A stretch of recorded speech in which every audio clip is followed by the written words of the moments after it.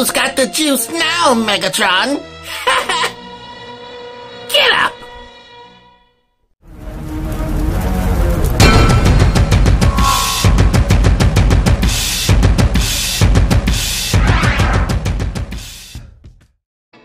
Hello everyone, T-Man978. Welcome to another one of my chill reviews. Right now we're reviewing Make Toys Remaster Series number 11, Meteor. MP11, I just realized that. But anyway, it's supposed to be a Masterpiece style Starscream. He's a little bit more cartoon accurate and a ton more posable than the official one. So that's the benefit of getting this figure. So let's get to him right now. Meteor looks absolutely stunning. He looks great. In person, he looks just like a cartoon come to life. Maybe he even looks like that in this video, I don't know. He kind of reminds me of the Transformers Devastation character model. It just looked like he jumped straight out of the screen from that. Except on there, for some reason, he had like gray hands or black hands, which was weird to me. I don't know. But he looks definitely the part, especially the crotch area. He never had these divots in the cartoon, so I don't know why they added that. I think that may be for the transformation to make things a little bit more smooth. But the main things that make me think about the cartoon is how bright red that is right here. All of this is painted. And these big blue feet. And just this detail instead of it protruding like the actual Masterpiece figure and a G1 toy. I added that repro label there. It looks good until you turn it around, and then you get some of that MP36 action happening where everything is kind of a mess. Every Masterpiece Seeker seems to have this hanging down just like the G1 toy, and this kind of looks reminiscent of the IDW comic style sometimes. Sometimes they draw it with the cockpit hanging back there with a nose cone. So that looks like that. One thing I really don't like is the hollow cheapness of the back of the wings right there. I don't know why they went with that unless they're trying to make him a little bit lighter, make his wings a little bit lighter. So I don't know. This comes off very easy. A lot of people complained about that, but what a lot of people didn't do was shut this afterwards, giving him a cleaner back. So maybe that's why they designed it to be like that. I don't know. This butt flap, I think they should have designed it with a fold right here or a hinge, and when you fold it up, it's actually red painted back here. Maybe they could have left this tab unpainted because that's supposed to work in vehicle mode, but I don't know. It doesn't bother you too much in person because you won't be looking at his back so much while you're doing poses and whatnot. One benefit of this more cartoon accurate look is he fits in better with this guy who was extremely cartoon accurate. In a lot of pictures before this thing came out, it didn't even look like they were holding a toy. It looked like they were holding a cartoon, if that makes any sense. So he definitely fits in better with him. Here's this right here. Here's this. Here's my collecting life coming full circle. Here's another Make Toys Starscream that just came out. And of course, there's this guy right here, who when I put them side by side and actually look at this, he just feels so outdated. But I will honestly have to say before the end of this video, if you actually own all of the Takara Tomy Masterpiece Seekers, and this guy doesn't look all that spectacular from the back either, just his wings are filled in and they are even painted back here with this. This is the recent Hasbro Masterpiece Starscream. If you have all of these Masterpiece figures, unless you're somebody that's like me that's a pose nut, I wouldn't be in too much of a rush to go out and get this guy. There are improvements, but if you already have them, you honestly don't need it unless you just want them. So let's start with the feet.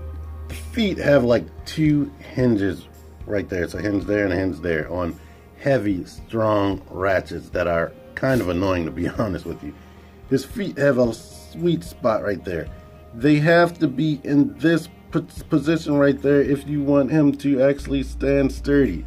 Like I've seen in some reviews where they were saying that his heel spur, the way it is, doesn't actually work. But I noticed when I put the feet like this, I can actually wibble it around, and when it's about to fall back, it will touch on this right here, these wings. So if you have them right, it will be less likely that it'll fall around. You can actually twist this around and maneuver it if you want to. His ankles come in like this. They come in deep, so he can get a wide stance and have both feet flat on the floor right there. You can move this up and down to suit your purposes and whatnot. Like I said, it's on a double hinge. The knees are double jointed. They bend mostly at the bottom joint, and that one is creaky like Fans Toys. But this top joint is very extremely hard. You gotta like grab it specifically to get it to bend that much right there. He has these swivels right here. I kind of feel like the way it's designed, it might be a little bit too close, because when you swivel, it bumps right there at the bottom of the crotch. Maybe they should have had another joint so this hip can come down like SH Figuarts style, but they didn't do that. But if you put it out to the side, it can swivel. It can kick out that far, and due to this hinge right here, you can kick up very, very high, which is nice, and you can put that down if you don't like that. The waist, it does rotate at the waist all the way around, something I've been wanting forever with the original Seeker mold. And it has like a double hinge system in here due to transformation, but you can use it as an ab crunch, and he can bend all the way forward right there and have his crotch still intact and be able to kick up and whatnot. So that is very great right there. So maybe if I try, I can, no, his arms aren't long enough for him to do that, ow, my foot thing. But you can still get him in that pose where he needed to shoot his foot out though. Arms, wrist are on a mushroom peg right there, they swivel. These three fingers open up together, index finger opens up separately. As I showed off earlier, thumb doesn't do anything. Double jointed elbows that bend about as much as the original Seeker mold. No piston type detail or anything back there. This swivels there. Universal right there, so that does this and rotates.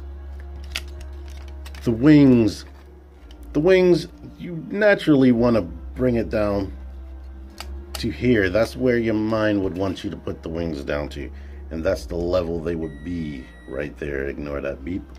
But they only bend back that much, and depending on what pose you're doing, the arms might bump them more. But if you lift this up to about here where these two notches clear, you can actually bring the wings back, and that's what I prefer right there. Unfortunately though, the blockiness of the arms and the way the gun's placed, you're still probably gonna knock it out of that little tiny peg right there. So maybe they could have come up with something different than what MP was already doing, but I don't know. Well, luckily this joint right here is still tight enough where the wings won't just flop, and these help keep that into position as well. So if you knock it out, it'll still stay there, which is still cool. The head, the worst thing about this toy, the neck does not allow him to look up. It's just a single little ball right there. They didn't put another hinge, connect the ball to a hinge. Well, he does look down, which I guess he would be doing, looking down on his foes. So you got that, and these little things squish in just like MP11. Here is his face. It is really dark. I mean, that is cartoon accurate. His face was dark. Speaking of faces, he has two optional faces. You have to lean the head back. It just comes right off. And here is that ball post right there. Here's the MP11 head next to him. And as you can see, the paint is still dark on the official MP11. It just has like a more metallic gunmetal finish to it. And one thing I didn't realize is the official MP doesn't have a screw hole anywhere, but this one has the smooth cartoon-like head with no details, and this one doesn't. This face though, you just grab it at the chin and it comes off. Now here he is with the please don't kill me face. And his oh how it pains me to do this face. But he was always smirking anyway, so there you are with that. His regular face, I don't know if you'll be able to see it. It kind of looks like he has a vague smile to it.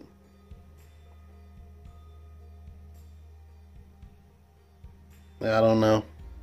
Lastly, as you've probably seen already, he comes with this head right here, which is supposed to be Megatron choking him. This accessory is specifically designed to work with Makitoei's Despotron, their version of Megatron, but if you pop MP36's hand off his wrist, you can fake it like I'm doing right here. So there you are with that if you wanted to have that display right there. I forgot to mention that this plugs onto the ball post. And here is the back detail. I didn't show that off, sorry. I think I covered just about everything, but the way the hands are designed, they're not designed to hold MP style guns, and I can't jam this Megatron gun, extended or unextended, between the thumb and the finger, so that sucks. And there's no ray cannons. They can do this to get into different positions and whatnot during whatever pose you want to make. Also, this pops out. Come on, where does it pop out? Right there. That pops out, and we can go ahead and put this in, and now it's a missile instead of a null ray. So I just wanted to show him off in case somebody wanted to see what that looked like in robot mode. With all of that done, let's get down to transformation, shall we? Let's.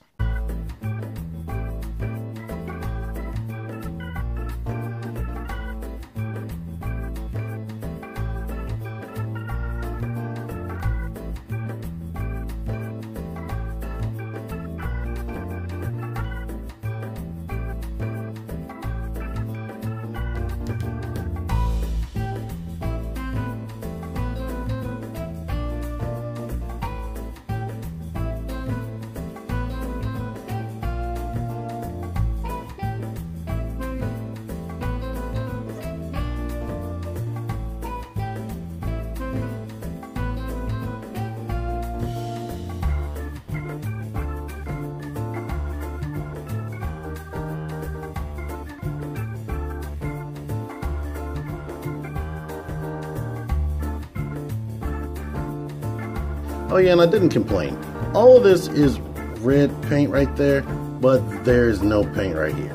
So I don't know if you can tell on camera, but it is very much a darker shade of red than this glossy red paint right there. And that is a bit distracting.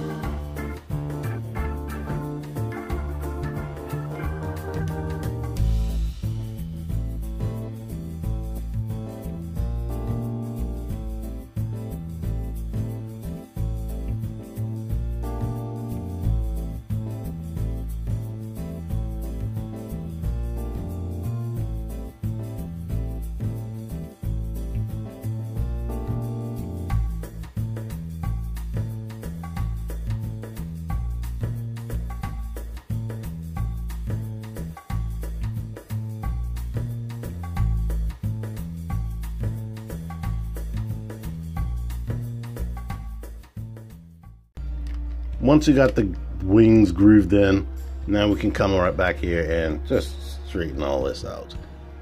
I wish these had say like a natural clicking point, because that is just way too free moving and I don't like it. And this thing I complained about, like look at that, ugh, it's aggravating. You can take the null ray, push it through here, get that to come out, and then you just fix it later. And boom, this is Starscream, and I like it. I like it. It's so cartoon and G1 toy accurate, because they would look like this in a cartoon a lot, especially down here. I don't like that steel. That's unfortunate, but you get what you get.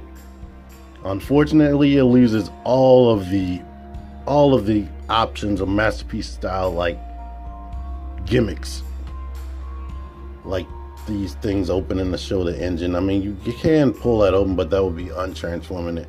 I don't feel like messing around with that. And these do still move around, I guess, if you want to call that a feature.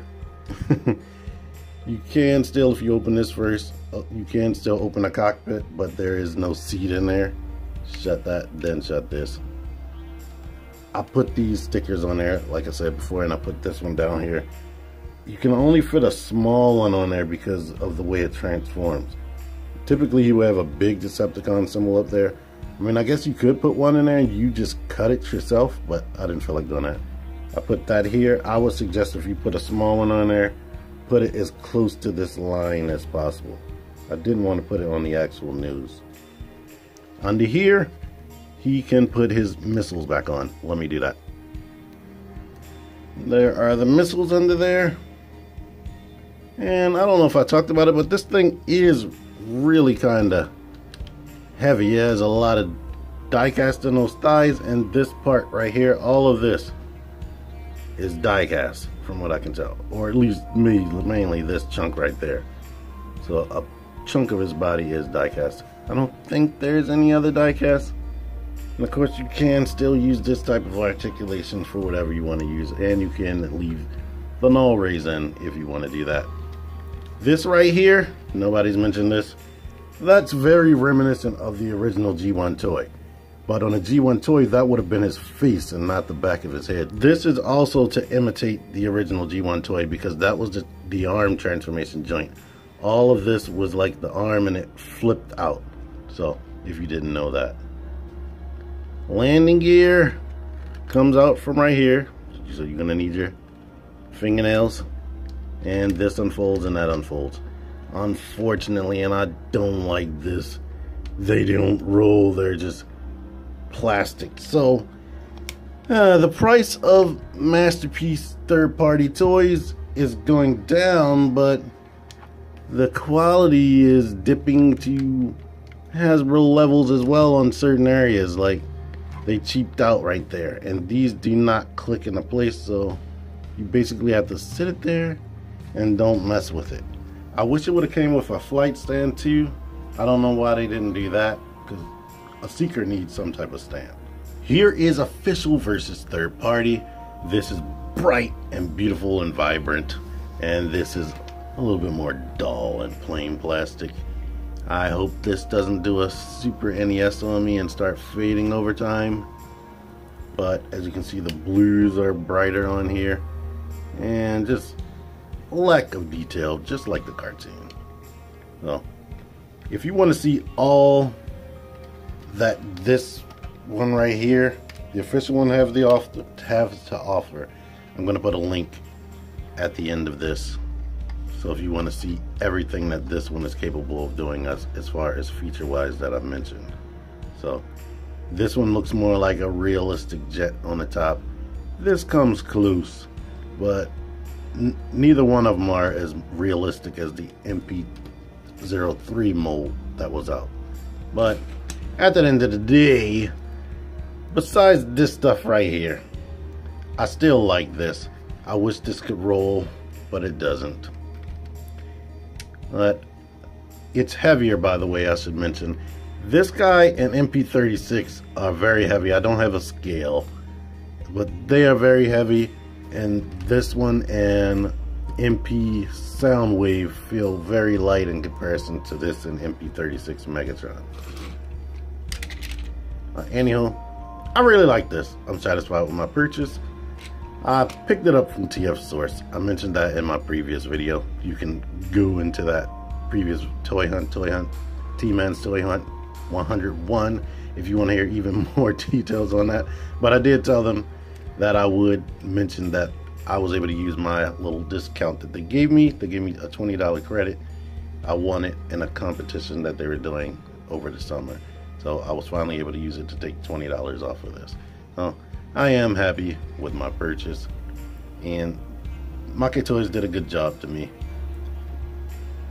But anywho, if you think this review was good, and I did a good job on this review, make sure you don't leave without clicking the like button. In fact, when you watch my videos, you like me and you're subscribed, just click the like button as soon as you turn it on. That would be awesome.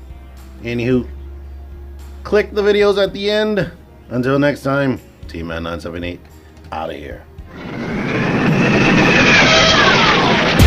Click the videos, click the fucking videos, baby, click the videos. You should really